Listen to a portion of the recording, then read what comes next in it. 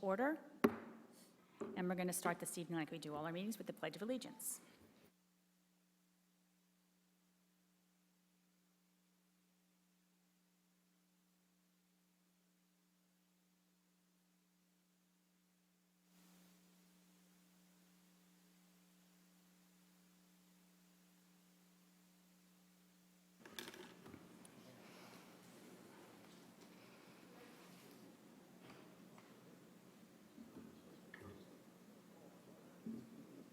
So this evening is our first meeting where we're going to be going paperless. So we might have to make a few stops every once in a while. People have questions or whatever. Mr. Edson, would you want to say anything at this point? No? I'll be reading the meeting notes. Okay. So I'm going to proceed through the agenda right now. We have nothing to report out of no actions taken in closed session. Are there any statements of abstention? None. Any adjustments to the agenda? Board member request for information. Ron. Yes, I would like to see if we could get a listing of our, by high school, of our AP offerings, and not just the offerings, but the number of sections. For example, I know some schools offer a couple sections. And then I would like to know how many students are enrolled in each section, how many actually took the exam, how many and what the scores were on the exams. And then I'd like to see if we could break that up also by ethnicity and by socioeconomic status. Thank you. Anybody else? Director Christoph, would you like that in the form of information item or an actual presentation? I don't know if we, or if somebody else would like a presentation, that would be great. If other board members, would you like a presentation? Yeah, I'd like to know about it. Yeah. Yeah, okay. Yeah, let's. Presentation? Okay. Thank you. So we'll make that an F item. Thank you. Director Pugh. I'd like to get a report. Thank you, Bill. I'd like to get a report on the charter school for the arts, what's going on with the facilities. I drive by it from time to time, and it's looking really cool. And it would be nice to know when they're going to occupy and that type of thing. Thank you. Approval of the minutes. Move approval of the June 22nd minutes. Second. That was moved by Director Carl and seconded by Director Gonzalez. Roll call vote, please. Director Carl? Aye. Director Gonzalez? Aye. Director Christoph? Aye. Director Close? Aye. Director Hanel? Abstain. Director Pugh?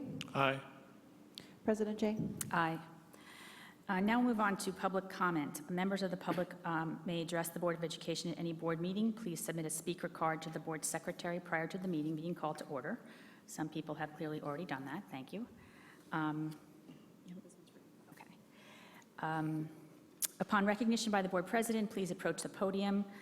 The board shall take no action or discussion on any item not appearing on the posted agenda except as authorized by law. Speakers are limited to 3 minutes each.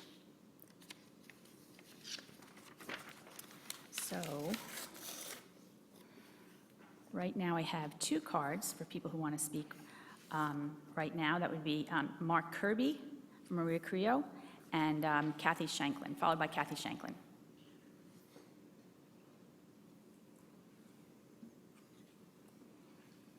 I apologize ahead of time. My printer was running low on the so I'm going to have to share. No problem, we'll be fine. We've never had that happen. Sorry.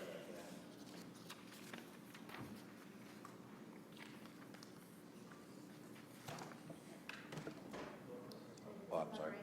Is this the up, down? I always forget where that is. So. That should work.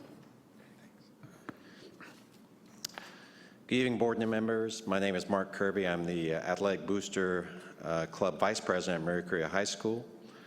I'm here to once again make you aware of the poor field conditions at Maria Carrillo. This past spring, I began emailing the Santa Rosa City School Facilities and Maintenance Department in an effort to try to be proactive in helping to remind the district of the need for proper maintenance of the football and soccer field, in the hope that we could prevent the poor field condition from repeating itself this coming year, what we had this past year. There was a small window at the end of the winter soccer season and before the track and field was in full swing to accomplish the timely soil conditioning and seeding during the growing season and prior to summer. This would allow the seed to properly germinate and establish before the beginning of the school year. Nothing happened and the window was missed. Once again, none of the recommendations from the expensive landscape and irrigation assessment conducted in January 2014 were followed. Some top soil, cover soil was added and seed was planted, but the seed did not germinate. The weeds and clover did appreciate the extra attention and are growing quite well, unfortunately. However, you can see from the pictures that there are numerous huge bare areas as well as many weed clumps that will twist ankles and knees once again. We've been requesting broadleaf weed treatment for 3 years with no action. It's really confusing and frustrating why you spend the money on these assessments and then don't follow the recommendations. Since it's obvious that the fields are never going to be properly maintained, I implore you to please push forward with the new synthetic turf field and track outlined in the approved facilities master plan. It received a rating of 73 out of 120, making it of high importance, just missing the highest rating minimum of 76. The facilities master plan lists the synthetic turf field as one of the major facility needs and states that the existing poor turf is cause for injuries and that the lack of a synthetic turf field is a safety issue. Additionally, the FMP states the following, quote, "The following field and court areas should be provided at each of the comprehensive high school campuses: a stadium with all-weather track and synthetic turf field. Lighting should be provided at all stadiums for night games and events. Each stadium should have a press box, ideally located at some part of the home side bleachers. It should be noted that the district facilities supervisor, Mr. Morehouse, officially condemned the press box this past week. There's a lot of pre-planning involved in this kind of project, including moving all the games for the next season to away facilities. Please help get the ball rolling on this project immediately." Thank you. Thank you, Mr. Kirby. Kathy Shanklin.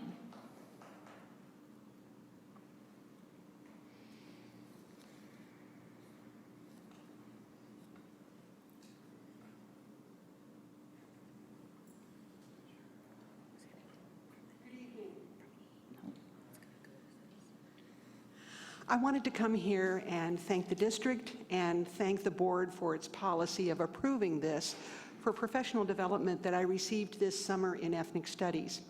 I was able to go to the Stanford Teaching Festival, and I was also able to go to a UCLA extension course in teaching ethnic studies using a community approach.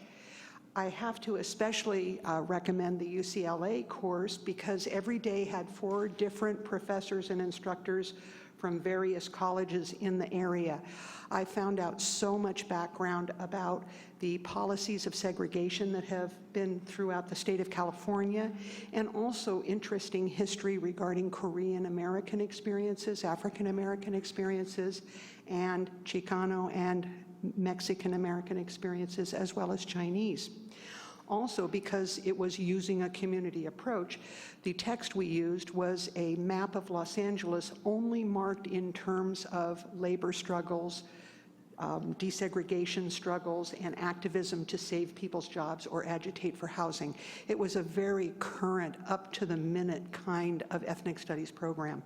Fantastic, and 1/3 of the price of Stanford.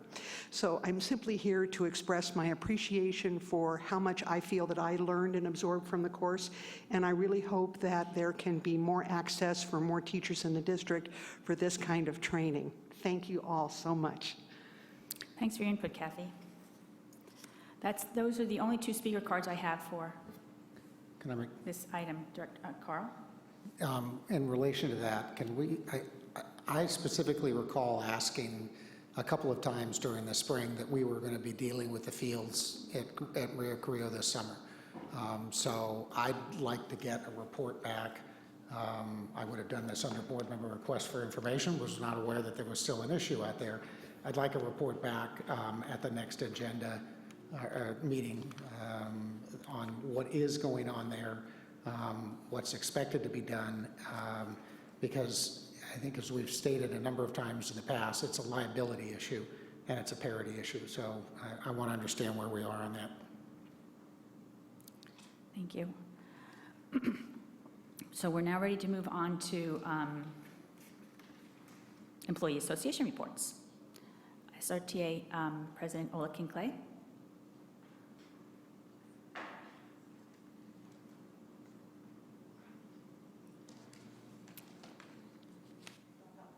Should I speak from here? No, You- I want to see your eyes.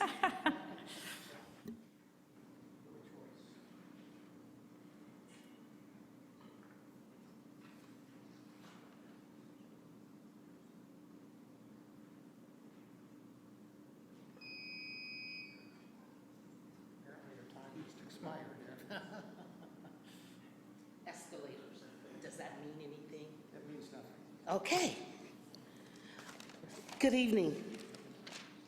It's a nice, warm summer evening. Madam President, Superintendent Kilmer, and board directors, once again, it's a pleasure to see you, as well as you, Lori. I hope everyone had an opportunity to have at least 5, 6, 7 days of pure relaxation away from all the stress. And if you didn't, call me. I can tell you a good place to go. And we have less than a month before we're back in this lovely game of educating the future. And I know it's going to be another wonderful and rewarding year because we're learning to work together as a team. I think last year I learned the true meaning of team, accountability, transparency, all those great things that we want to take place. There's going to be a lot of school-related activities coming your way, in our way. We have the presidential election coming up. Whomever you vote for, your business, but do register, do vote. Go Hillary, that's just me. Proposition 55, I hope you guys are familiar with that. That is the Children's Education and Health Care proposition. It is out there to add more money to education. If you remember Proposition 30 that we passed, it's running out in 16-17 school year. We need to find something to replace it, and Proposition 55 does just that. It's the same system, it affects the same people. I do not make $225,000 a year, nor does any of your employees. We're not close to that. So if we get this passed, and CTA with SRTA, we are working on it. So hopefully, at the next meeting, I will bring some paperwork forward so that you guys can say, yes, we support 55. Then we have 58. I'm excited about 58. It's the Language Education and Acquisition Readiness Now. That will okay it for kids to speak more than one language, more than 2, 3, in some cases 4. So we will be pushing that and supporting it. And then we have Proposition 52 that will hit a lot of our students. It's Medi-Cal Funding and Accountability Act. We're pushing for that as well. So I'll bring you more information so you can sit down and look through it and go, Ola's right, we need to support these things. And last but not least, the big race, school board.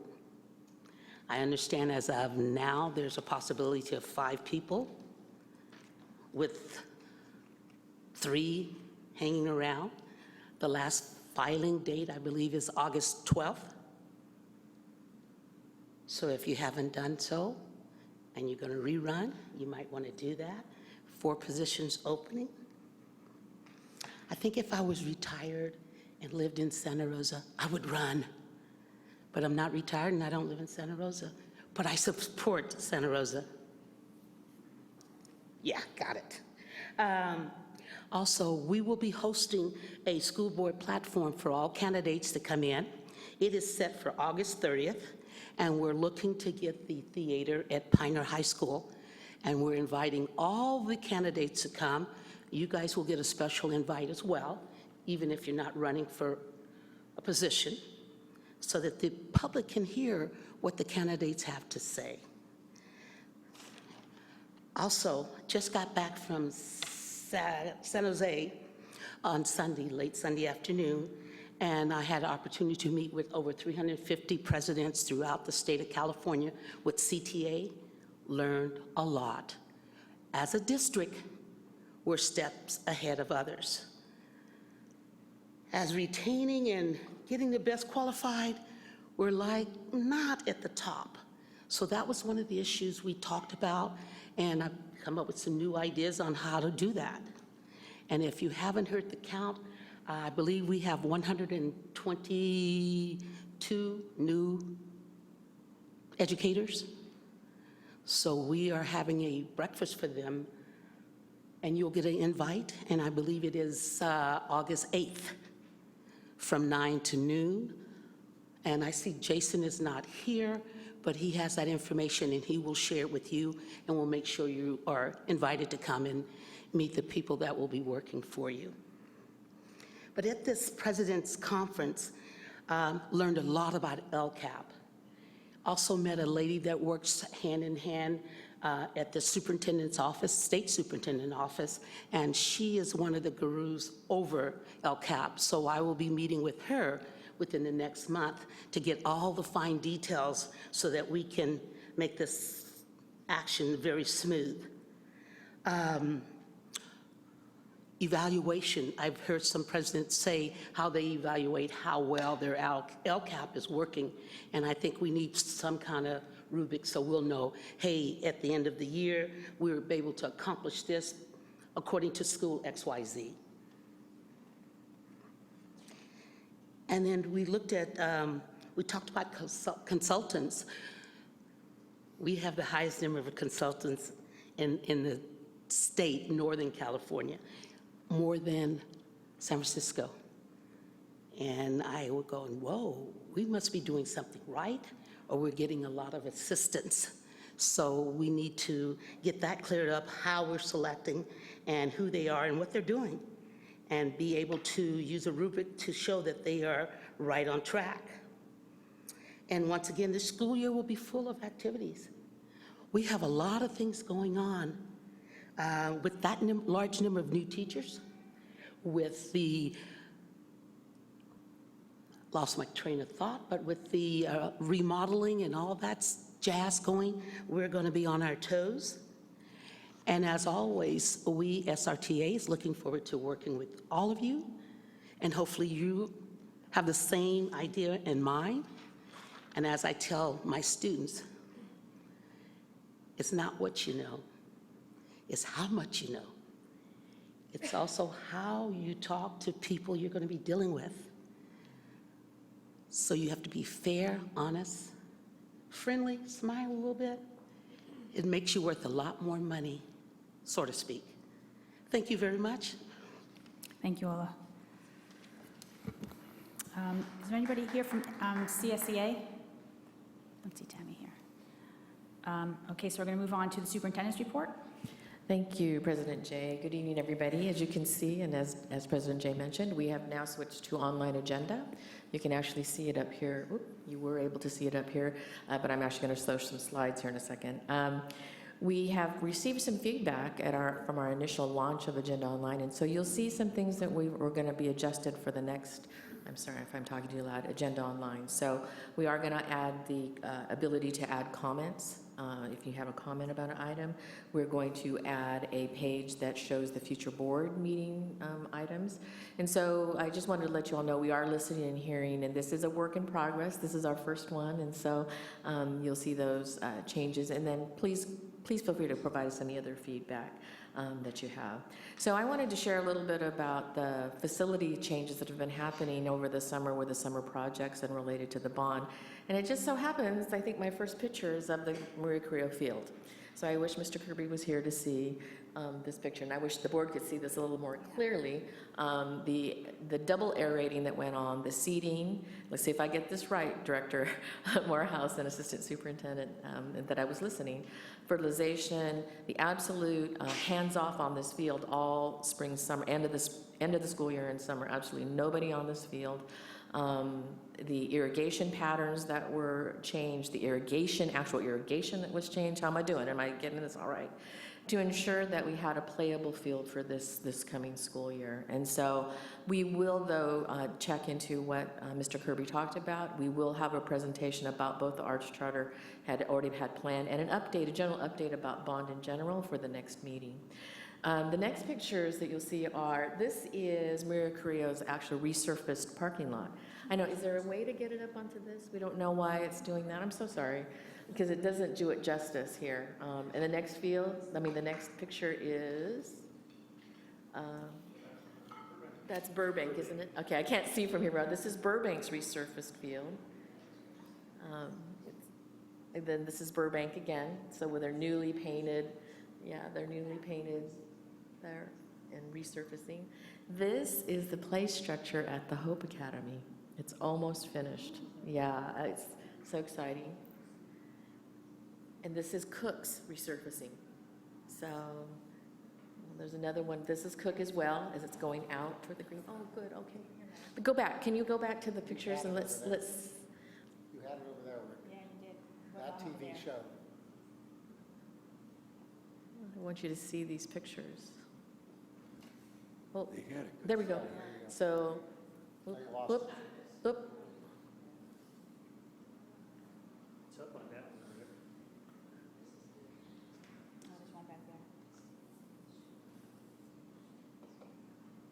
Oh.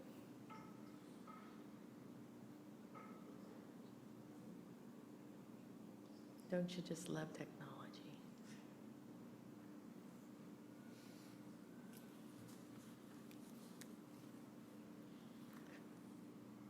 Don't touch anything. It's better to try to look around here. So can you move me forward though still? So that was the Creo field. This is the Creo parking lot. This is Burbank. Burbank. Hope Academy. Cook's parking area or playground area. Cook, this is again Cook. This is Hidden Valley. I don't know if you remember how it was when going into Hidden Valley. Parking lot, it was. Then we switch over to the mariachi camp that I visited. So this is the mariachi camp being held at Cook. Those are all our guitarists with the teachers in the middle. Fabulous. I just can't tell you. Some of these students have never played the guitar, and they were playing music. It was wonderful. The next slide. These are our violinists. These are our middle violinists. Not the littlest ones, but the middle group. And these are the littlest violinists. I didn't take a picture of the horns because I would have opened the door and disrupted them, and so I did not take a picture of them. I think that might be the last photo. Oh, no, I also went over to the One City Arts. And so we also did this program last year. So this is some of the work of the students. What this represents is the self-portrait. This is a tree that represents them. And so if you run through these slides, you can see what the artists have done there at the One City Art.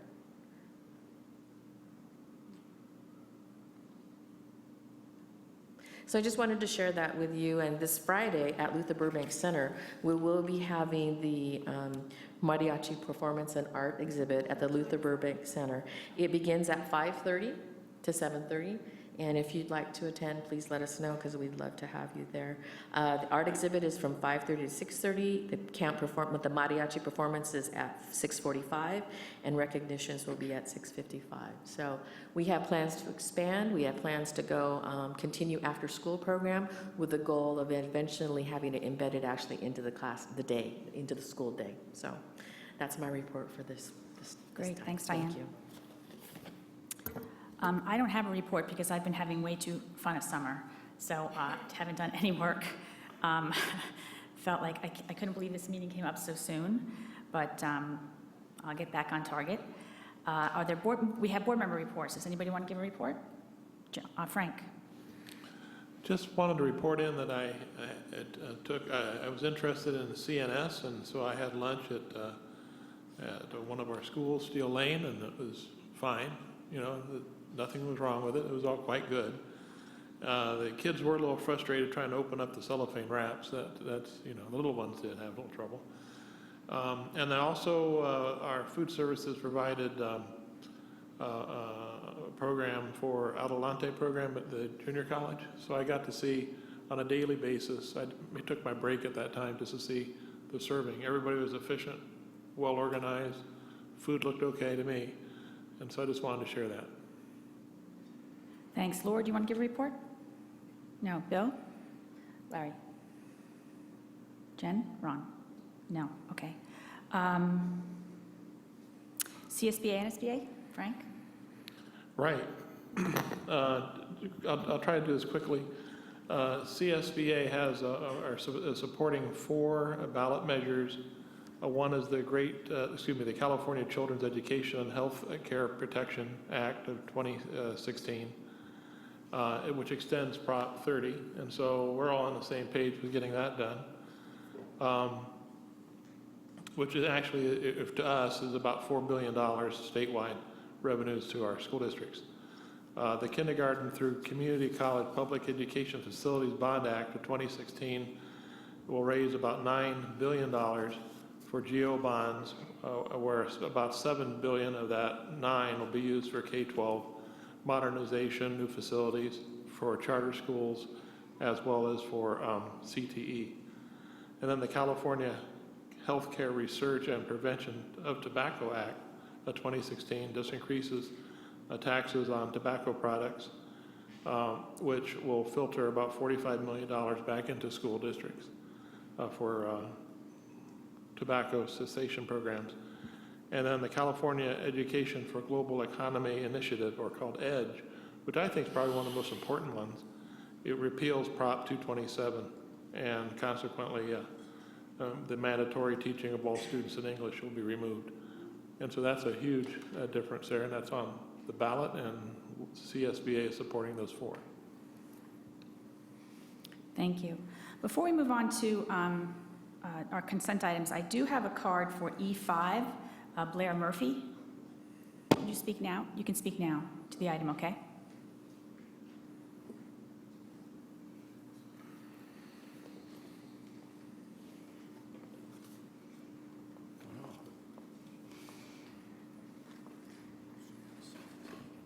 Good evening. Good evening. My name is Blair Murphy, and I'm a school counselor at Santa Rosa High School. I've worked in the district for the last 10 years. I'm extremely concerned, as are many of my colleagues, about the amount of money that the district is planning to approve again this year on consultants and outside agencies.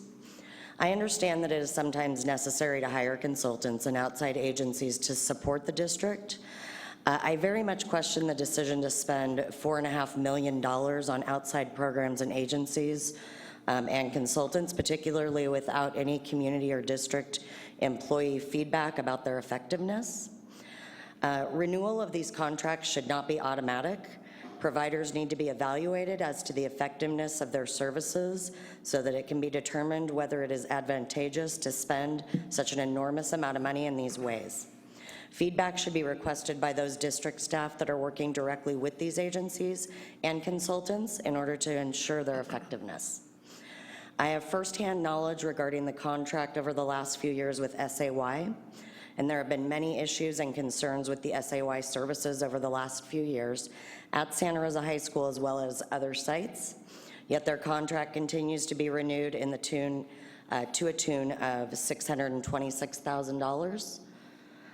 There has been an enormous turnover among the SAY school-based mental health clinicians, as SAY refers to them. This lack of stability is not beneficial for the students they're working with and logistically challenging for the counseling departments and the administrators to maneuver. There have also been long periods of time where school sites were without any SAY personnel, and I'm not aware, I don't know if the district office is aware of that. When there's a representative assigned to a school, they're there a limited amount of time and are only able to see a few students per week. The district's money would be put to better use, hiring more school counselors to serve students, such as a ratio of 250 students per counselor as recommended by the American School Counseling Association instead of our current ratio of 500 to 1. Also, the district would benefit from hiring their own licensed marriage and family therapists to do the more in-depth counseling with those students in need instead of contracting out these services. We should be utilizing school counseling and MFT interns, which provide their services for free from Sonoma State, Dominican College, and those kinds universities. It is concerning that money is being spent on outside entities when we can't even fill the many open positions within the district. There are currently on EdJoin listed 124 job postings and 319 job vacancies. I'm almost done. May I finish? Okay. 319 job vacancies listed on EdJoin for Santa Rosa City Schools. Let's focus on the immediate needs of our district and students by attracting and retaining qualified employees before frivolously spending enormous amounts of money on consultants and others that may not be providing the support that we need. Please consider reviewing and evaluating these services before approving the renewal of these contracts tonight. Thank you for your time and consideration. Thank you. Okay, so now we're going to move on to our consent items, and I need a motion. I move E2 to E17. Second. That was moved by Director Christoph, seconded by Director Carl. Roll call vote, please. Director Christoph? Aye. Director Carl? Aye. Director Close? Aye. Director Hanel? Aye. Director Pugh? Director Gonzalez? Aye. President Jay? Aye. Thank you. Now we'll move on to our F items. These are our discussion action items. And we're going to start with item number 1, board election at large options. Thank you, President Jay, directors, and Superintendent Kitamura. With me this evening to share the information on the impact of changing to individual trustee areas and/or reducing the number of trustees is Shelley Lapkoff from Lapkoff Gobelay Demographic Incorporated.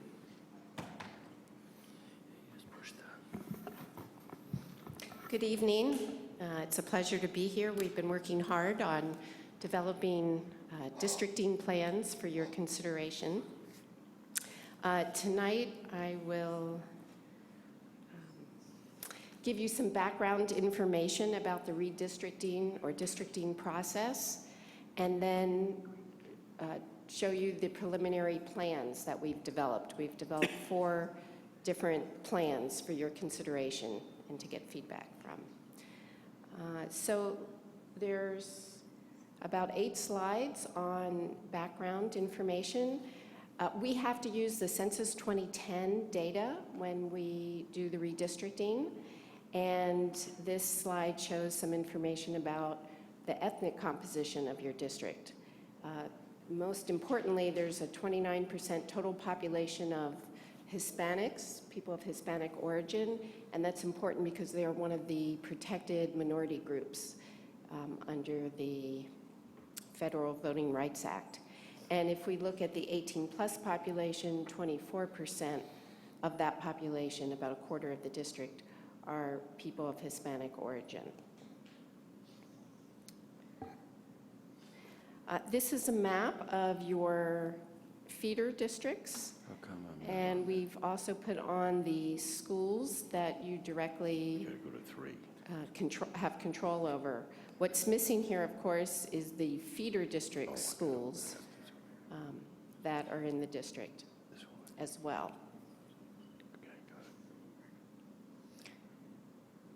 And when we develop the plans, as you'll see, we often use the feeder district boundaries when possible.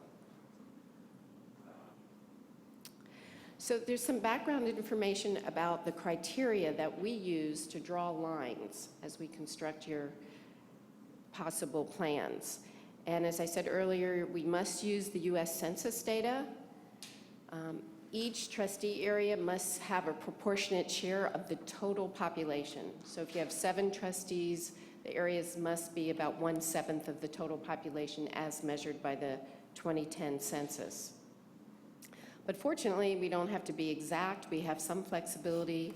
The difference between the smallest and largest trustee area in terms of population can be up to 10%. So in addition to the population requirement, there's also requirements from the Federal Voting Rights Act and the California Voting Rights Act and from the Supreme Court. So the main consideration is that, and this was historical, the Federal Voting Rights Act has been in effect for many decades. And the key thing is if a protected minority group could elect a representative of their choice by going into district elections, then you must do that. You must change from at-large to district elections. And there have been several Supreme Court cases on that. So that is well established. And we've been providing many jurisdictions that have a large Hispanic population from at-large to trustee areas for decades now. Now then came along the California Voting Rights Act, and that loosened the requirements where you were required to move from at-large to district elections. And so as long as you had a protected minority group that was substantial and they voted in a racially or ethnically cohesive way, then we were required to, the law requires you to move from at-large to trustee area elections. So in other words, you don't have to they don't have to be sufficiently large to be able to elect a representative of their choice. As long as they can influence that election, that would be sufficient. What is that? Okay, then meanwhile, to complicate matters, the Supreme Court case in Shaw v. Reno said you can't use race as the only criterion or the predominant criterion. And this came about because there were some very strange looking districts that had been created in order to give minorities the ability to elect representatives of their choice. So the Supreme Court said you can't go that extreme. But they didn't give us much more to go on than that. Okay, so those are the ethnic requirements. Okay. And then there's other traditional criteria that people use when they draw lines: the topography and geography of a district. The districts, the trustee areas must be cohesive, contiguous, have integrity and compactness of territory. And that we should also consider communities of interest. And in this case, and I could use some guidance on this, but we assume the K-8 feeder districts are, to some extent, a strong community of interest, as well as the city limits. And then there can be socioeconomic groups that you may want to keep together as well as a community of interest.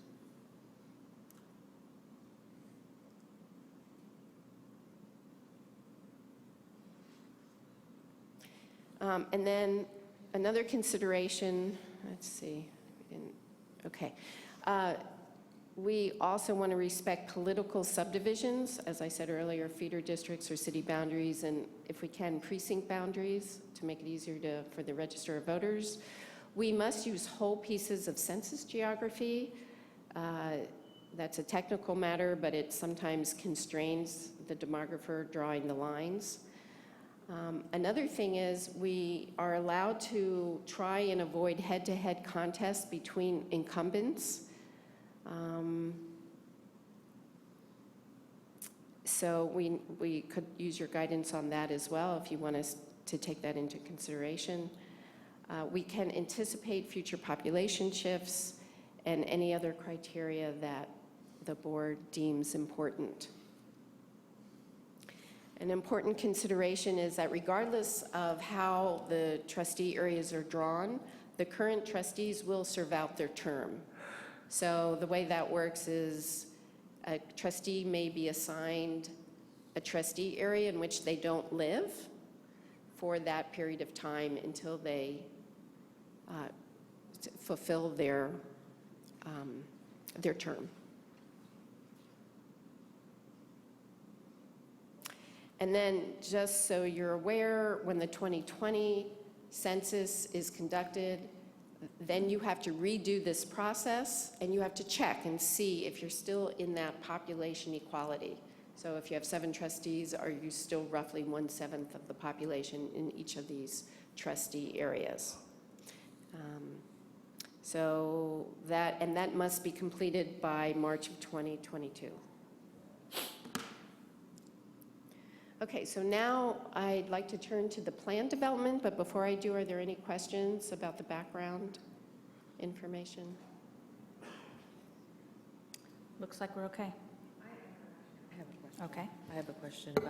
You said the word redo, and so when the 2020 census comes out, just for the sake of maybe information for the board, would it be, without a better term, okay that we do this, rather than redo, like do all of this and redo, that we wait until that 2020 census data comes out? Mm-hmm. Are there repercussions? Is there impact? Mm-hmm. It just hit me when you said that. Right. Well, that would probably be something that your attorney should weigh in on. You know, one of the reasons I think you're doing this is to prevent a lawsuit from not complying to the California Voting Rights Act, so it would depend on that.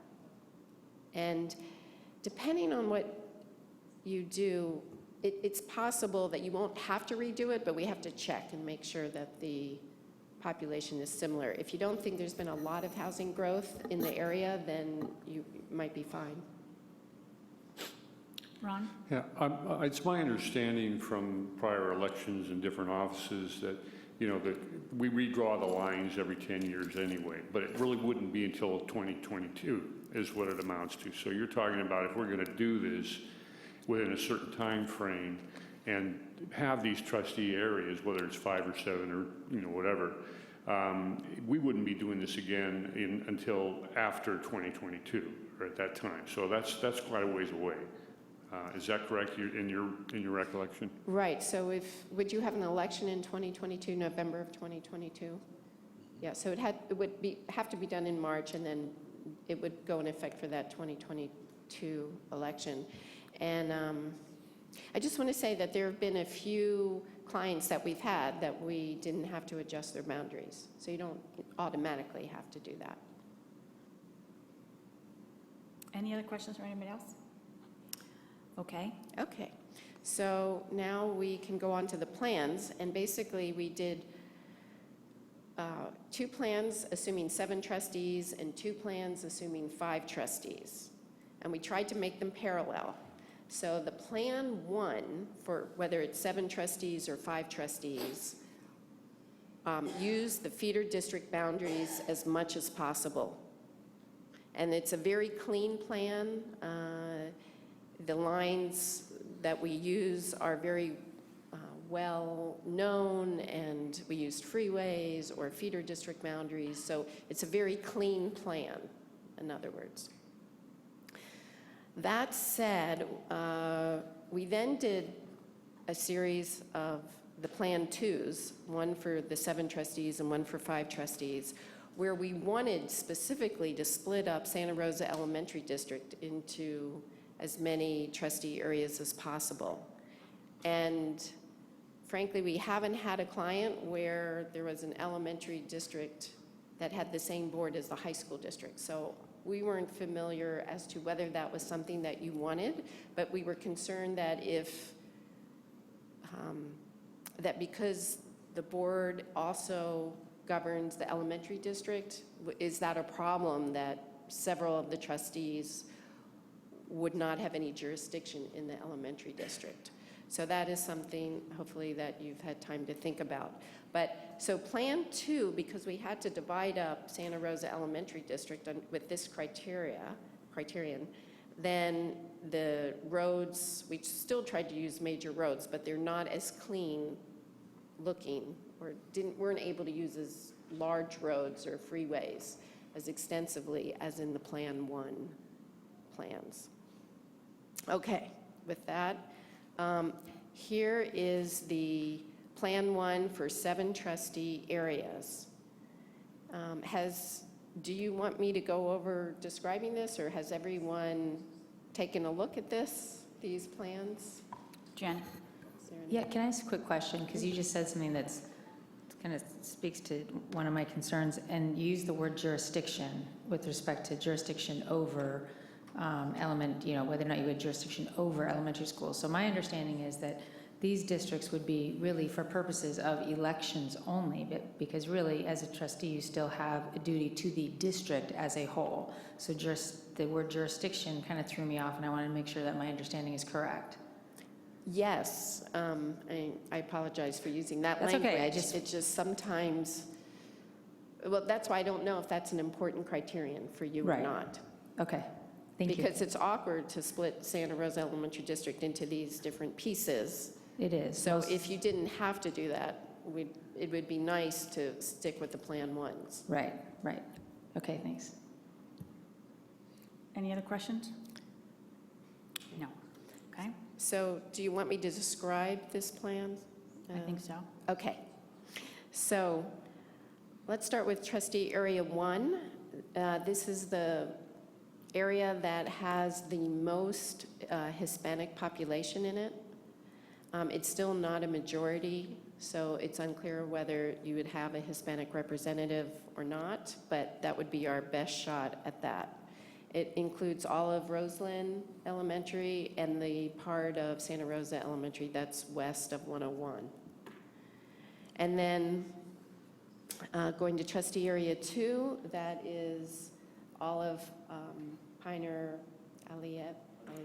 Olivet.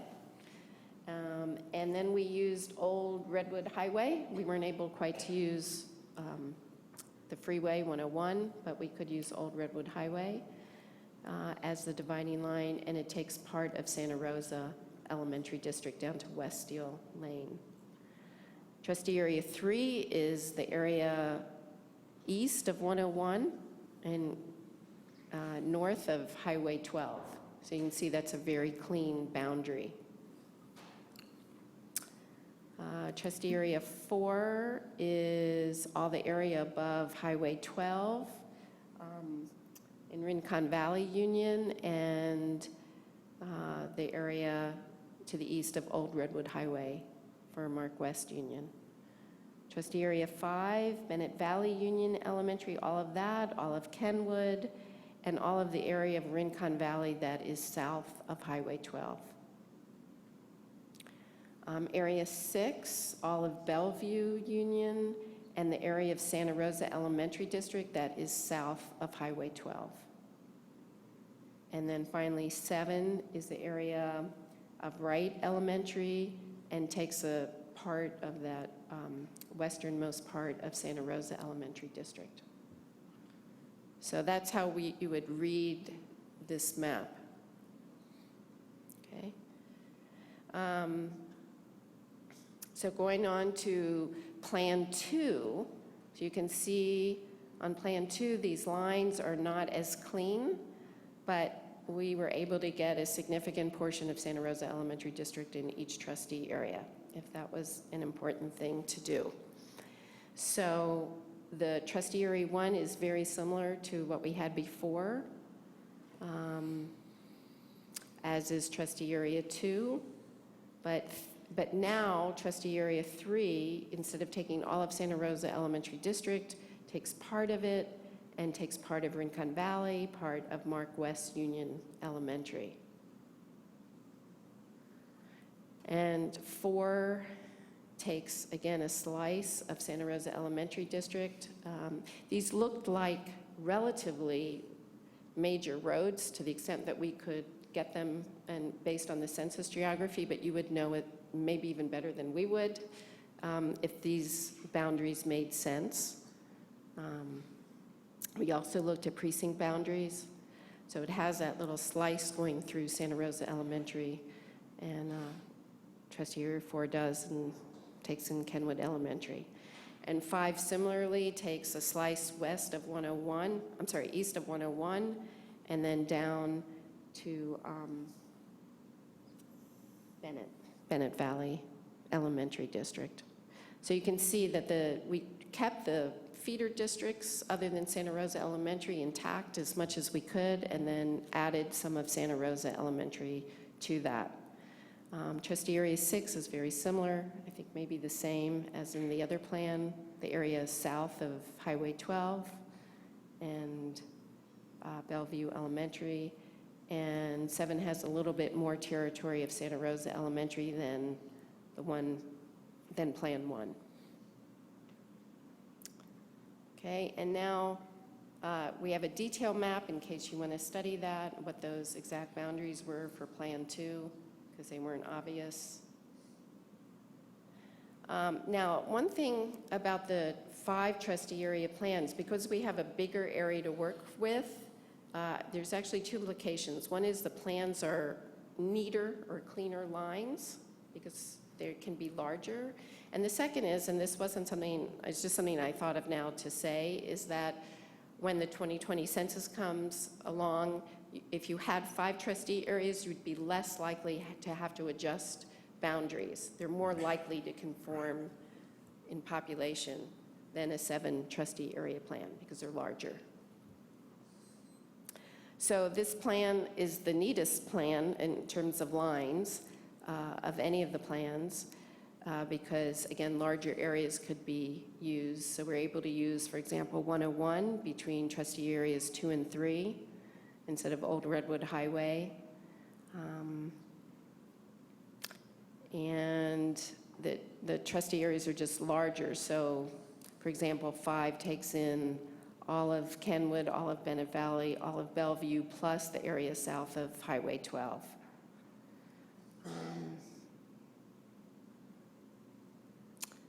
So I think the maps sort of speak for themselves in terms of that.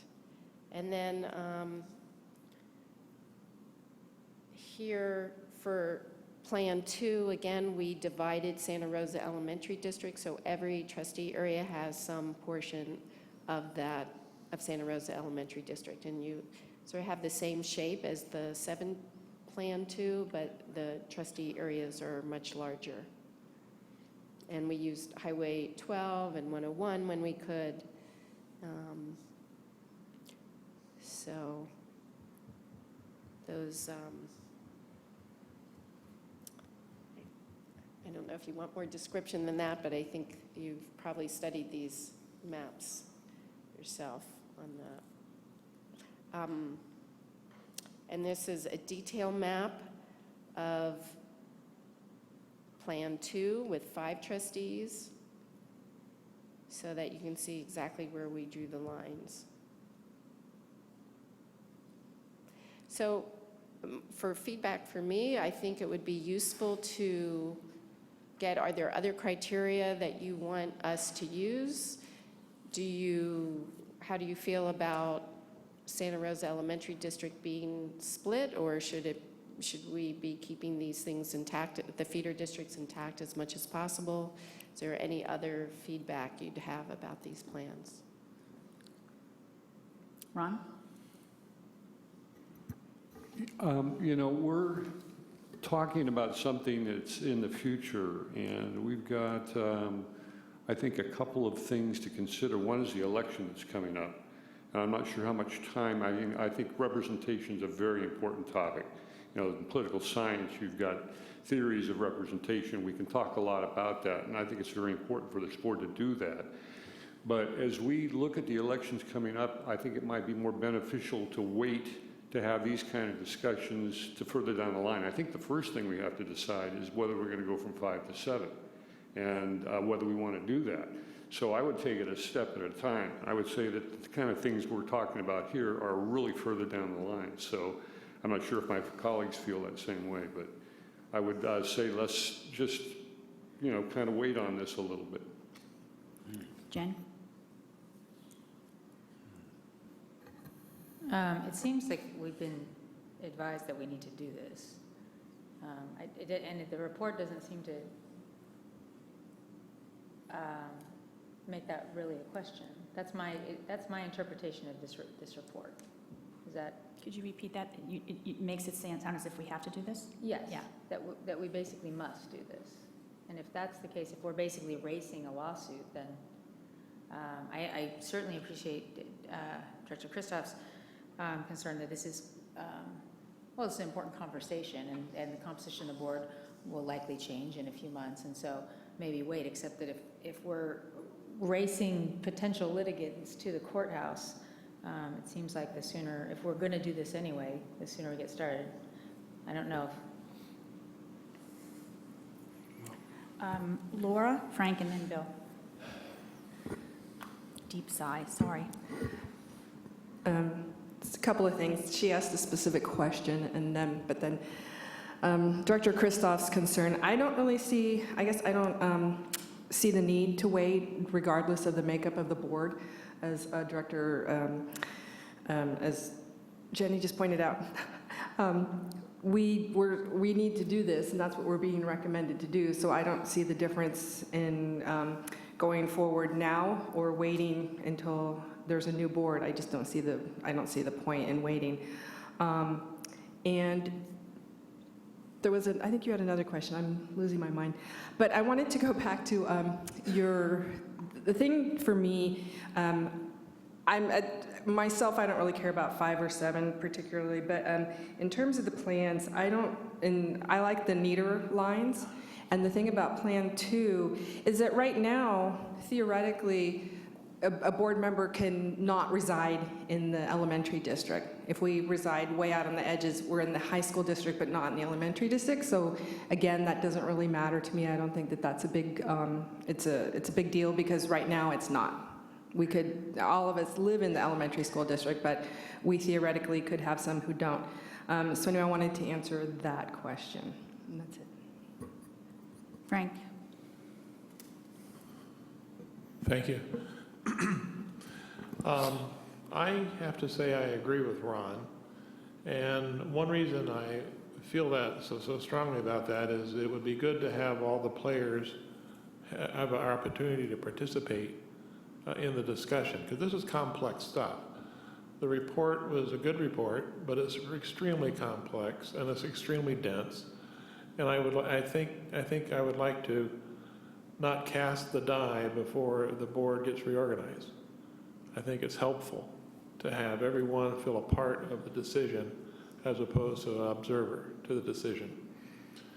I'm comfortable, I'm not concerned at this point, as you know, about a potential lawsuit against the district. We have started the process. The board has expressed an interest in diversifying the board. I don't think it's a sense of urgency. I think we're in a position of safe harbor as long as we continue to work on the project. I'm concerned about the equitable distribution of school sites in our district to board members. It seems that the feeder district boundaries tend to have a greater impact on our own sites. And as far as our workload is concerned, I think it's more important to have some balance there. I favor our school site areas more than I do the boundaries of feeder school districts. I am concerned that silos will happen under this, and I understand that the response to that is, well, the board is legally required to represent all areas. And I can say, yes, that's right, but the truth be told, the people who do the voting may have a different opinion about that entirely. We heard a presentation tonight with someone who was concerned with the field not being prepared correctly. Don't know right or wrong, but if that area becomes extremely agitated over the lack of response from a particular board member because we're trying to work collaboratively together, then, well, there will be silos, and the impact will be not a positive one. So we have to work through those procedural and process-oriented discussions carefully with the board without a sense of being rushed. And that you can only look so far. I'm an instructor at Santa Rosa Junior College. I've been there many years. I can tell you they have trustee areas. And in fact, they're in a discussion of splitting up one of their larger trustee areas into 3 smaller ones. I can tell you from my own experience, being there for 38 years, the reason there is a Petaluma campus is because the representative from Petaluma wanted to have a campus. The reason we offer sometimes courses in Kualala is because, not because they fill, it's because a board member wanted them offered. So we can, we can do a wink, wink, nod, nod that there will be no impact, but in fact there will be, because you represent the area. And those are and who makes that decision are the ones that are voting. So again, careful policy discussion to help insulate the board from abuse would be really helpful. I think we need to have that discussion. I think rescheduling the spring makes some sense. I think it allows new board members, if we have new board members, I assume we will, opportunity to participate and become part of the discussion and not an observer, as I said earlier.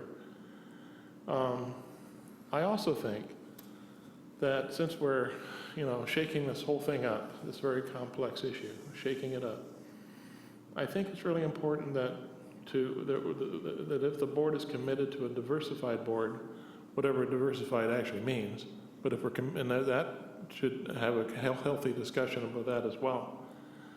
But I think we should also take a comprehensive look at how we go through our election process, because our election process has a very big impact, as big, I think, as some of the territorial issues that we were talking about. I think we should have a careful and considerate discussion about that. But given the fact that we have an election within a very short period of time, calendar-wise, I would strongly encourage, and also because I truly believe that we are in safe harbor, because we are earnestly trying to do the best thing for our district and not rush through and make a quick decision. I think I would certainly encourage us to delay this until the new year, just so we have the opportunity to be introduced to our new board members and to also think carefully about policy implications, and to also take a look at maybe some type of election reform or election policy for the board. I think it all kind of meshes together if that's what the goal of the board is. Those are my thoughts. Thank you. Thank you. Bill? Thank you. In large part, I agree with much, if not most, of what Frank said, and also agree with Ron. It's clear we're not going to do this for this election. So this is set up to be done relative to the 2018 election. And if I recall correctly from previous timelines that we had before, if we get this accomplished in the first quarter of next year, we have a year and a half to pull this off. So it doesn't, and a lot of work obviously has been done. But I'll advance some thoughts relative to the work as well. The critical question, and Jen raises it, is we're making an assumption that we have to do it. And I have yet to see anything that tells us that we have to do it. It may be the right thing to do for a lot of different reasons, but I've yet to see anything that tells us that we have to do it. And the key is that the question, and as it's stated in the report, is whether our at-large elections have impeded a protective class from electing candidates. I don't know that it has or it hasn't. This report neither addresses nor answers that question. So it's unclear to me where we are. The report does say, I think the comment was made, it's become increasingly clear that we're vulnerable to lawsuits. And I'm still looking for that. Where's the racially polarized voting? I thought what we were going to get out of this process was some analysis in that regard that would make it very clear. If somebody asked me from the community, why are you doing this? My response would be increased diversity on the board, and because we're in a position where we have a protected class that's being impeded. What's your evidence for that, Bill? Well, I don't have any. It's my gut. And I tend to think that it may be the case, but I don't have any facts. And so I think it would be nice in the course of the next few months to develop those facts, much as a plaintiff attorney would develop them if they were intending on filing a lawsuit against the district. it isn't hard to do this. So I would like to get that accomplished. In terms of community of interests, I'm not convinced that the Feeder Elementary District lines are the community of interests, but I'm not so sure that my decision should be made on what I think either. I think we need a public process by which this is out to the public so that, in fact, communities of interest that exist in the public can weigh in on it and say, this is what we think. My gut is that feeder elementary districts don't really, as a community of interest, have anything to do with, and shouldn't have anything to do with the Santa Rosa City Elementary District. They have their own boards dealing with their own elementary issues, and to be honest with you, there's a certain level of competition associated with that. So resorting to that may make some level of sense at a high school district, although I tend to agree with Frank that the district, that the lines that relate to the high school district attendance area is probably more of a community of interest than the feeder elementary districts. So I'm not convinced that's the right community of interest. I think there may be others. I think precincts is something that ought to be looked at from a community of interest standpoint. That's frankly where you're going to find whether there's racially polarized voting. That will tell you better than anything whether that exists, and if that is the case, that may give you a vehicle by which to directly address that. And as a result, I think that's a community of interest that ought to be considered. I would like to see the detailed maps for the entire district. We got this version that really got down into the city of Santa Rosa, so it was hard to see, you know, what was going elsewhere, and I would like to get a better understanding of that. My guess is from precinct analysis that your District 1s won't necessarily be the largest Hispanic or won't address the potential of racially polarized voting. I think if you find it, I think you're going to find it for the most part south of Highway 12, both east and west of 101. And District 1 barely gets below Highway 12 and doesn't get anywhere near the right side or the east side of 101. South of Highway 12. So I'm not convinced that if we're trying to accomplish something there that we're going to get that in that regard. I also would like to know whether we have, because one of the requirements is that we look at population trends, have we looked at housing starts from 2010 to 2018? Where has the building been? Where has the population increased by virtue of that kind of development? I suspect that exists in the Community Development Department at the City of Santa Rosa. It seems like we ought to jump into that, and that might address the issue of whether we should be waiting all the way to 2022. If we actually analyze where the housing starts have been from 2010 to 2018, there's probably not a huge amount of them. We may be in a position to jump ahead and consider what is likely to be happening in 2020, and thus reduce the amount of work that would have to be done in reassessing that down the line. So we need community input. Their communities of interest need to be broadened, and hopefully some of those comments are helpful. My last point is that I absolutely do not believe that we should consider whether we have a potential of 2 incumbents running. When we do this, assuming that we do, whether it affects the next election shouldn't matter. It's what we're doing for subsequent elections for subsequent periods of time. Let's not address one little issue. None of us should have that in mind and shouldn't care so much about, you know, what we have to do as much as we should care about getting proper community of interests. And that, to me, is a barrier to proper community interest, so I would not at all be in favor of that. Thank you for the work. Thank you for jump-starting this report and getting us going. Larry, and then Jen. Well, there's been a lot said. Thank you to my colleagues. I do think the idea of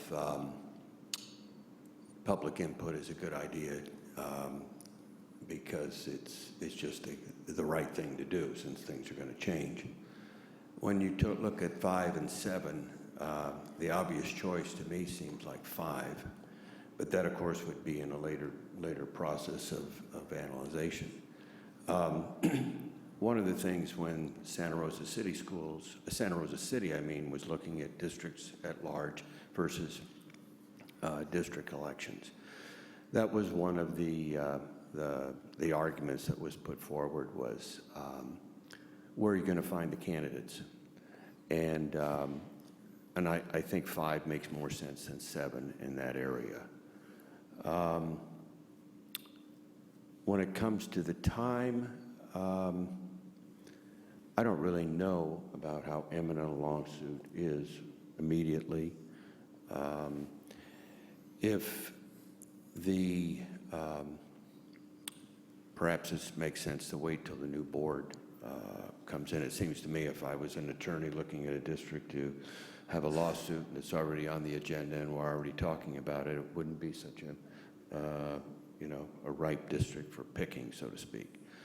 But that's neither, I don't have knowledge of that. That would take an attorney or perhaps you to make a comment about that. And that's about all I have to add. Thank you. Jen. Oh, I will say one more thing. I do think that in somewhat difference to Frank, I think that coming from different areas is not an unhealthy thing in the sense of representation of your area and with the thorough understanding that your vote is to the district as a whole. When you do have board members from one particular district, as we do now, I don't think that's necessarily happened. I think the board has really been fair in, promoting other areas like Pioneer and Elsie Allen. So I don't really know if that would be such a concern. Those are my comments. Thank you. Yeah, for Jen. Jen? Thanks. It's good to have these discussions because this is a real discussion, because I have to say that I thought the board was in a completely different position, particularly because my understanding coming in today was that we were going to get a report as to whether or not we had to do this, whether or not we were vulnerable to do this. But this report, and those might have been your marching orders, I'm not sure, assumes that we need to do this. It comes from the presumption that we need to do this. And I sent a number of questions to the superintendent that were answered. I think with the assistance of the consultant, that really said, I'm not sure why we're not answering the threshold question, which is, do we need to do this? Because my concerns actually really mirror Frank's with respect to the silos, and it goes back to that question of jurisdiction. We really need to diversify this board in lots of ways, geographically, ethnically, age, professional background, all kinds of things. That's a real important need. My concern is that this is not going to get us there, A, and B, might have exactly the opposite effect. And the Maria Carrillo Field is a great example. I'll give another example of when we had a very small change to an enrollment policy that affected a very small school and a very small number of kids at a very small school. This City Hall was filled with parents, and which is great. It's great for parents to come down and advocate for themselves and for their kids and for that process to happen. But if there are a board member who is going to continue to sit or not based on those parents' votes, it's hard for me to believe that there's not some influence there. And my concern is that there is, that certain parts of our community are better at advocating for themselves than others. And so that, or more accustomed to it, or feel more entitled to, or something, I'm not really sure. But I know who we see here.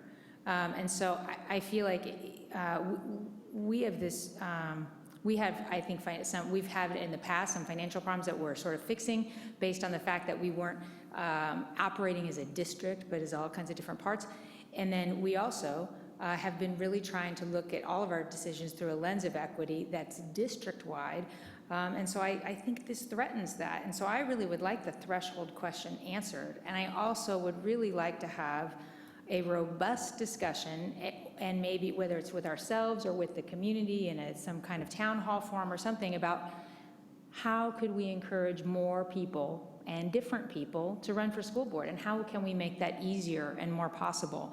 Because otherwise these boundaries just create... Further separate us, further divide us. I do think it further divides us, and I would... And that's, I mean, I really get the intention of district elections, and I hope we can get to the intended results. I just don't know if this gets us there. And so if I thought coming here that the whole board was like, we got to do this, so in that case, I'd say, well, then if we're going to do it, well, then let's go ahead and race into the courthouse. But if if the board as a whole wants to really look at whether or not we, A, have to do this legally, and B, if there are other ways to reach that goal, then I would be really all for having those conversations, because I think that goal is really important. I just don't know if this gets us there. To me, I'm very concerned it does the opposite. Laura and then Ron. Couple of things after my fellow board members have spoken.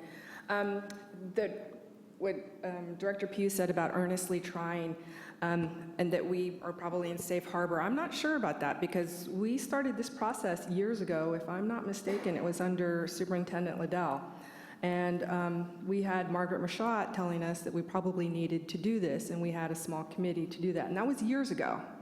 So I don't see this as earnestly trying when that just kind of fell apart, and now here we are years later doing this again. I'm still not seeing, I guess, the silo part, because if as a board member from an area you're being pressured to do something, you're still only one of 7 votes. So I mean, I can only talk to a couple, so I can't get everybody to agree with me that we need to put a campus in Gualala or whatever it is. I mean, we're still one of 7. And I still think, and I think a lot of the community, or a good portion of the community, views this as people trying to hold on to power. And I think the best way to do this is by going to district elections, and I felt that way about the city of Santa Rosa as well. And that didn't happen, and power is still in the hands of a few people at a city level, and that's where we are at this district level as well. And no, going to district elections might not diversify the board in terms of ethnicity or profession along those lines, but it would certainly diversify it in terms of geography, because we are all from 2 areas of the city. And I don't think that that is representative for our community. We need to have more voices. And yes, some members of our community are very good at coming out and speaking. We've known this for years. And some parts of our community are not. And historically, we are trying to change this, but historically, this board has been very deaf to those marginalized parts of our community. That is a fact. Okay, we sit up here and we're all middle class or higher, and most of us are white, and we tell students, no, you can't have a certificate of completion because this hurts us more than it hurts you. And what are we doing now? We're giving them their certificates of completion. And so again, to me, that's just one example of this board not understanding our community, being deaf to the needs of our community, especially those who don't come out and speak, those who don't get on the phone and call us constantly or email us. They need somebody from their area that people feel comfortable speaking to, who can be a voice for them on the board. And I think that this is the best way, and I am still convinced that not going to district elections is a way of holding on to power. People don't want to give up their power, because this board would dramatically change if we went to district elections. Jen. Oh, Ron, sorry. Thank you. I've heard a lot of very good things, and it really is good to have this discussion, because I mean, there are a lot of thoughtful people here. A couple of things in terms of how do we move now. One, I like the idea of, we're going to have to make a decision as a board, but I like the idea of community input, so that should be our first goal.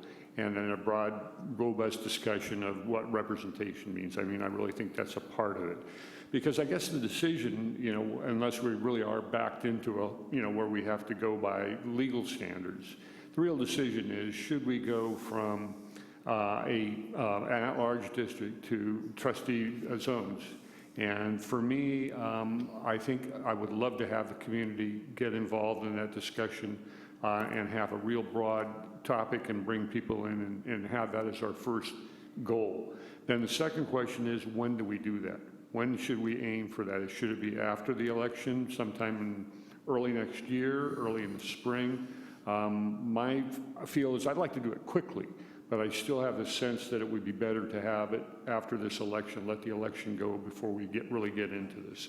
So anyway. Jen? Yeah, one more thing. The other reason why I think that figuring out that, really looking at that threshold question as to whether or not the laws require us to make this change right now is important, is that if we do truly have the goal of diversifying the board, and I think that is our goal, I don't think it's holding on to power, but I think if our goal really is to diversify the board, then, and we don't legally have to do it, then there might be easier ways to get there with respect to districting. Because complying with the law, we're not complying with the law if we're forced to do this, if we do a combination of districts and at-large. But if we're not forced to do this, we can do a combination of districts and at-large trustees, and that might be a happy medium. It might address Director Gonzalez's points there with respect to geographic diversity, which I could completely agree with, as well, but avoid the total silo effect of going to full districts. So I think that really deciding whether or not and really determining whether or not we have to do this is important, because that's another tool in our toolbox that would avoid, I think, some of the consequences that we're concerned about. So I think that really looking at whether or not, what's the voting patterns and whether or not we have to do this is really a crucial, important threshold question. Anybody else want to speak again? Diane? Is everyone finished? I just need to speak after you're done. Okay. Thank you, Director Christoph, for kind of summing up what kind of the next steps is. I do think there's one piece before that, and that is the data that Director Carl talked about that we need to get beforehand. So some of the information you talked about around protected class and those things, I think we need to have that information, that data, and analysis, in order to help us when we go out to town halls and the community. What I was going to do is, I think you've gotten an idea of what we want, and I wanted to ask you if you wanted to add anything to it or comment. Yes, I do want to add, especially about the threshold question, and I want to start with a caveat that this is really a question from your attorney. I'm not an attorney, I'm a demographer, but I can tell you what my experience has been with other clients. So the Federal Voting Rights Act, I don't think you are required to change from at-large to district elections under the Federal Voting Rights Act, because we could not make a district that was strong enough to elect individuals, to allow Hispanics to elect an individual of their choice. The California Voting Rights Act does not require that. They just need racially polarized voting and a significant number of members of protected classes. They don't even have to be contiguous. They don't have to be geographically concentrated, anything. They just need to have racially polarized voting. Every time we have looked for racially polarized voting, if we were on the other side of a plaintiff, we could find racially polarized voting. They can take any election. Doesn't have to be the school board. It can be the school board, doesn't have to be. It could be a state race where there is a Hispanic running and a non-Hispanic running. And if the Hispanic precincts had higher rates for the Hispanic candidate, that's evidence of racially polarized voting. So we wanted to save you money and not have to go through that report, because we know how it's going to end up. So it's not necessarily that it is racially polarized voting, but it's how the courts define it. They don't let us take into account party affiliation or anything else. So it's almost like de facto that you're going to have you're going to find racially polarized voting if you look for it. So I wouldn't feel comfortable defending you all against somebody who had a lawsuit. If there was a lawsuit, I think you would be in trouble because they will find racially polarized voting. Now, there are two things about this. One is, if you have enough diversity on your board, then that helps. So if you have ethnic diversity, then that ameliorates the lawsuits. So that would be one thing, and depending on who wins in the next election, that might have an influence and who's running. The second thing is whether you actually get a letter, whether a lawsuit is started or not. So that is something you should talk to your attorney about, the likelihood of whether you would get a letter or not. So that's traditionally what's happened. People have gotten letters, and then the clock starts ticking in terms of attorney fees. And that's where people have been in trouble. They've had to pay out large sums of money. But until that time happens, there isn't, you're not out of compliance. And I guess one final thing is there's no court cases that have defined for us the California Voting Rights Act. So we don't even know what a substantial amount of a minority population is. Whether this 24% of the 18-plus population that are Hispanic, is that significant enough? There's no rule of thumb. There's nothing at this moment. Thank you. So I heard now we need to make sure we get a legal opinion. And Frank, did you want to say something? No. And that, and it's clear we all want to have this well vetted and have a lot of community input. And the other thing that I think I've heard is the majority of us definitely feel that this should be held until after the November elections. And as the new board moves forward, this is something they can address either in the early winter, the late winter, or early spring. This is a discussion item. Thank you very much. You got a lot of discussion out of us. Yes. So good. That was very good. And we look forward to hearing more about this in the near future. Thank you. So the next item we're going to go to is a report on maintenance and operations. And this is Mr. Eichmann again. Okay, thank you. This is an overview of the computerized work order program called School Dude. And School Dude is a work order program that will provide us with a work order system that's more user-friendly, gives us a lot more tracking capabilities. Not only will we be able to track when a work order was submitted, who it was submitted by, we'll be able to see when it was approved at the site level, who the work order was assigned to. We'll be able to track the number of hours that an individual maintenance worker spends on that, also the amount of money that they spend on supplies and parts for that. And then there's also a more robust reporting feature that will allow us to look at all the data and sort through that data in there's probably literally hundreds of different reports that we could do based on that data. So I think it's, we've made steps and progresses towards being more data-driven with decisions that we make. And I think this program, once it's up and running and we've used it for a number of months, we'll have more data than we've ever had in terms of work orders and what is involved in each of those work orders. Questions or comments from the board? Larry. My question is, have other districts used it? Yes, I believe there is approximately 6,000 other districts that use it throughout the nation and actually the world. It's not just the United States thing. And they love it, is what I'm kind of hearing. Correct. Well, to me, if you think it's going to help, the administration thinks it's going to help do all the things it says in the report it's going to help, it would be a no-brainer. I would say do it. That's where I am on it. Frank? Just a simple question. Is this a paperless process where you would submit a maintenance request online, or is there paper involved? It is paperless. You can print out a work order, and you can make notes on it when you're out in the field, but also we're going to have iPads for the maintenance workers, and they'll be able to be in their truck or at a site and actually put in the documentation of, I spent 2.5 hours working on it, I did this. So it can be paperless, yes. Great, thank you. Jen and then Larry. I just want to thank you for bringing this forward, and I think this is great. I hear a lot from parents who are active in their school sites about backlogs of work orders, and I'm sure that prioritizing those is part of the problem, as well as accountability to the principals and allowing the staff to know what's going on. So I just wanted to say thanks for bringing us School Dude, and also for adhering to typical gender norms in the name of that. I feel like I'm just joking. I think it's sort of a ridiculous name. Besides that, I think it's great. Larry.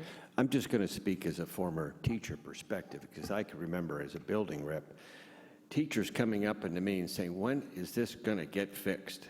And I'd go to the principal, and he goes, well, nobody really ever knew.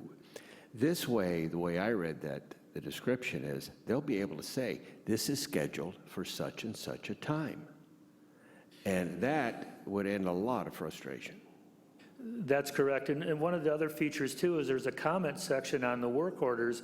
So if a worker is going out and say they're working on a heating concern at an individual room, they can go out there, they can assess what needs to be done, and if a part needs to be ordered, they can actually write in the comment section that this particular part needed to be ordered. It was ordered on this date. It's scheduled to arrive on this date, and the individual site administrator and the individual that created the work order will be able to see those notes. Great. That's really good. Anybody else want to comment? Good report. Thank you. Thank you. Okay, now we're going to move on to item number 3, vehicle and equipment replacement plan. Okay, thank you again.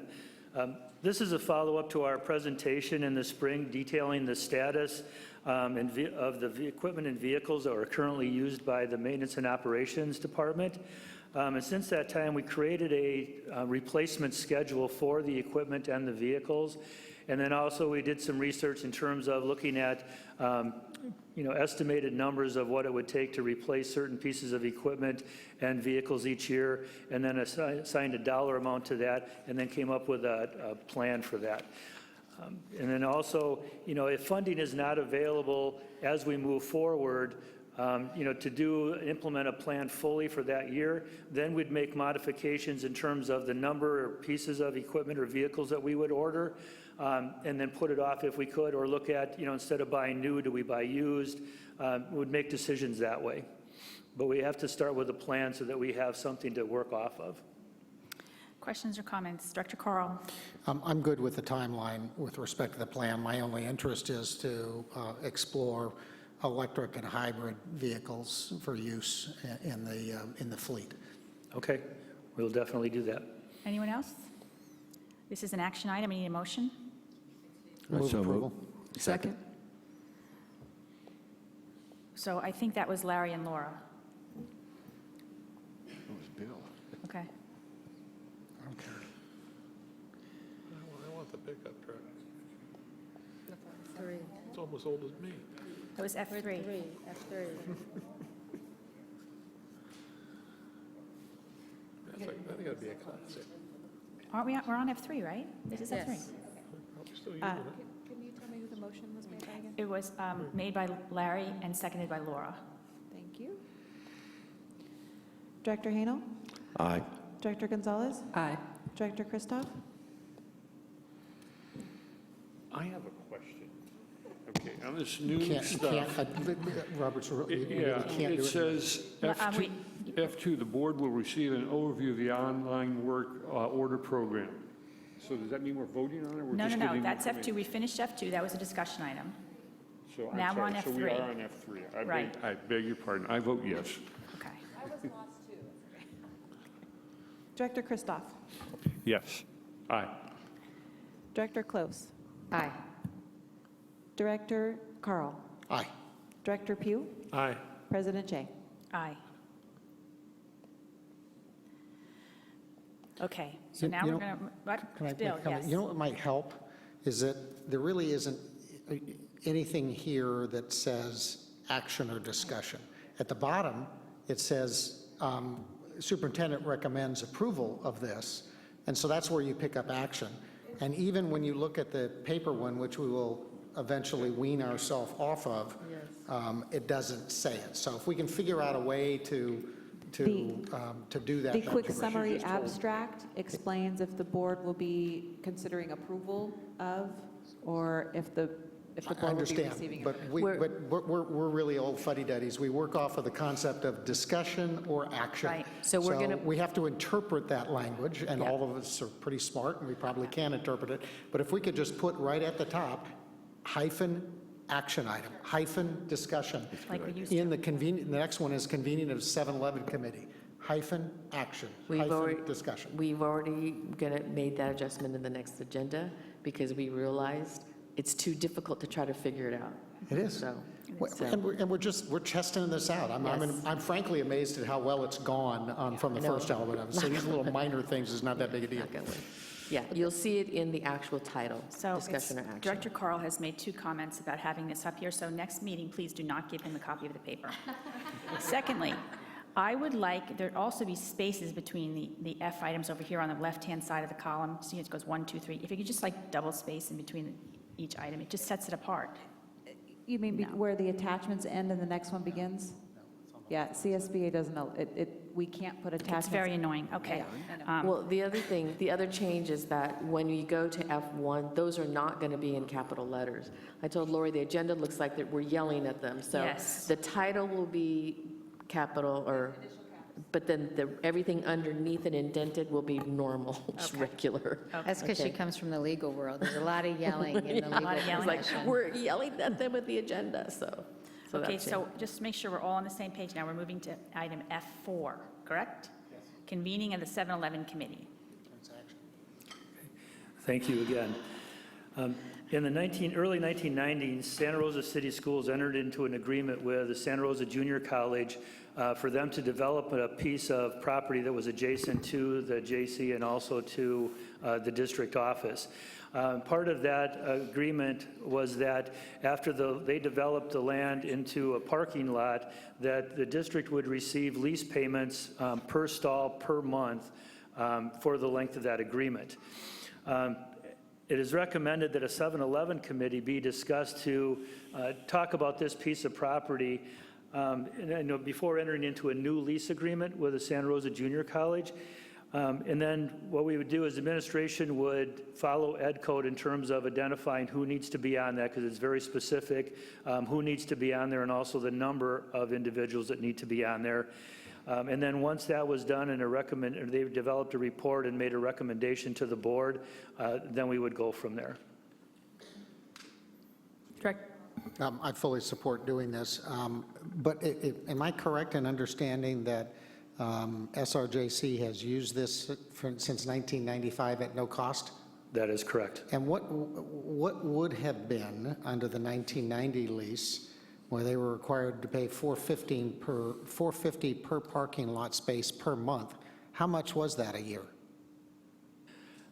How many parking spaces were there? At the time, there were 230, I believe, and now there's 95. It was around, I want to say, I'm just going off of memory, but I want to say it was around. Well, even if there are 95 now, we're basically talking something on the order of $4,500 to $5,000 a month, or something on the order of $50,000 to $60,000 a year that we haven't gotten for 22 years. Correct. And what I have done is I looked at, what the JC charges for parking, what the city charges for parking in different structures. And so my recommendation when it becomes time would be to adjust the per stall amount accordingly. Yeah, exactly. Thank you. Anybody else have comments or questions? We've been a really good friend to the JC for a long time. I'll move approval of the item. Second. So that's moved by Director Carl, seconded by Director Christoph. Roll call vote, please. Director Carl? Aye. Director Christoph? Aye. Director Close? Aye. Director Hanel? Aye. Director Pugh? Director Gonzalez? Aye. President Jay? Aye. Thank you. It is freezing in here, yeah. Okay, so now we move on to action item F5, approval to increase Santa Rosa City Schools meal prices. Thank you. This request, as you said, is to increase the meal prices that are charged to the Santa Rosa City School students. It's been a couple of years since the last price increase, and in the meantime, the cost to produce the meals has gone up, especially the personnel costs. And so this increase would offset the anticipated increase in the expenditures. Also, what we're looking at doing this next year as well is, surveying the students, surveying the parents, the CNS staff on ways that we can improve the quality of the meals, the presentation of the meals, looking at ways that we can improve the entire CNS system and make it better for everybody. So that's really going to be our focus, and that could, it's not limited to, but it can include changes in menus, policy and procedural updates, and making sure that all of those are communicated and delivered to the school so that everybody at a site has the same policies and procedures to follow. And if we have that and we do routine checking of the equipment and we have all of those policies in place, that should take care of some of the issues we've heard before about food that isn't cooked properly, and some of those other items. And so that's really what our goal is, to be as cost efficient as we can, meet the nutritional guidelines, but also offer the best product that we can to our students. Questions or comments? This is an action item. I need a motion. Oh, Frank, I'm sorry. I do have a comment. Part of the, wait a second here. Okay, part of the rationale said that the CNS would implement changes with the goal of improving quality and presentation and taste of the meals. I really would like there to be some kind of plan generated that would show what we need to do. I would like to have perhaps a committee formed, perhaps with, the superintendent and the board president could get together and organize that, because I think we need to have a comprehensive review of the whole thing. And that'll address many of the issues that was mentioned here earlier. I just think we need to have a kind of a full look at what's going on and see what we can do to equalize what is presented across the whole district, not have one school getting something that another school doesn't. But I would like to see that. So I don't know if that should be incorporated on motion or what, but I think it's important enough to do. Thank you, Director Pugh. Yes, we've had that discussion that I would also like to see a committee formed, much like we did in the spring, that involves teachers, parents, students, staff from throughout the district, especially as we go out to survey what it is we really need to do to improve. They need to be a part of developing that survey so that we're asking the right questions. If we don't ask the right questions, we may not get what we need to hear. And so I appreciate that you bring that up, because I do definitely want that to be a part of the things that we move forward. And I think the plan, like we do in all of our committees, is we develop a plan that comes back to the board, and so that will be our next steps. If I may, I was going to say that what Director Nyberg and I have been doing as well is we have a CNS improvement plan, we call it, where we have line items of the different areas that we're aware of, that need to be addressed, and then also column headings that say, okay, well, this is what the issue is. These are the steps that need to be taken. This is what's involved in taking those steps, and this is who needs to be involved with that process.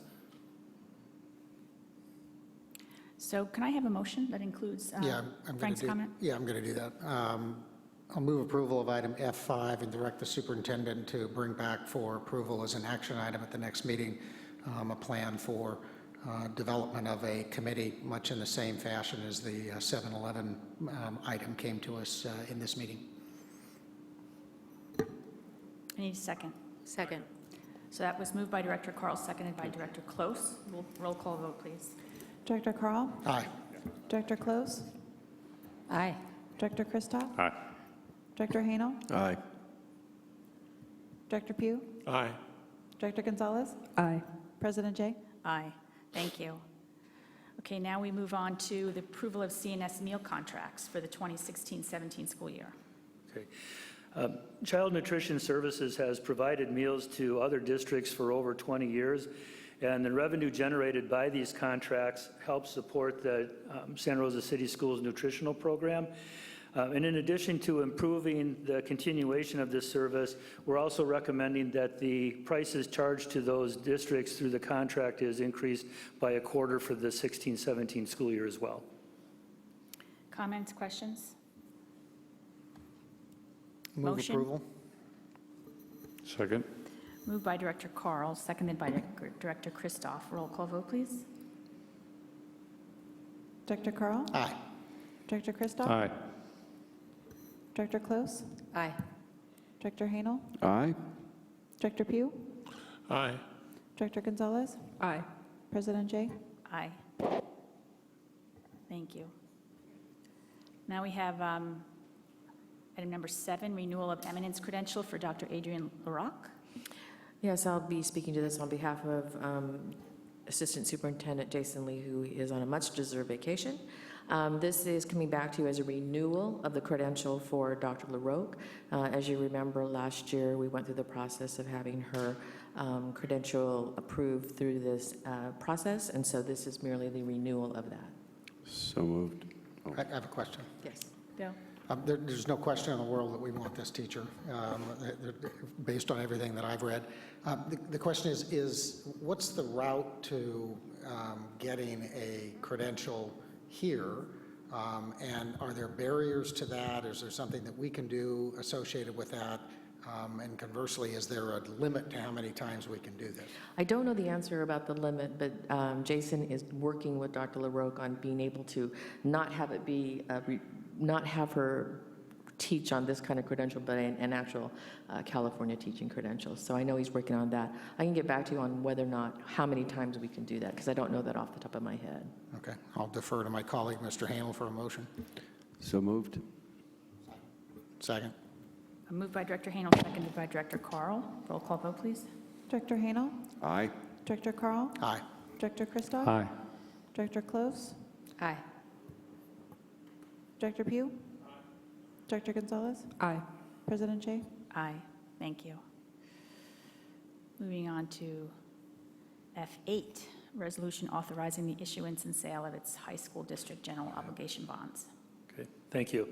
Approval of this resolution will direct the county to levy a tax on our behalf for 2016-17, and then they'll be able to begin assessing taxes for the next bond issuance. Comments, question, motion? So moved. Approval. Second. Moved by Director Christoph, seconded by Director Carl. Roll call vote, please. Director Christoph? Aye. Director Carl? Aye. Director Close? Aye. Director Hanel? Aye. Director Pugh? Aye. Director Gonzalez? Aye. President Jay? Aye. Okay, our last item tonight, making very good time here. Item number 9 is the resolution authorizing the issuance and sale of elementary school district general bond elections, general obligation bonds. So moved.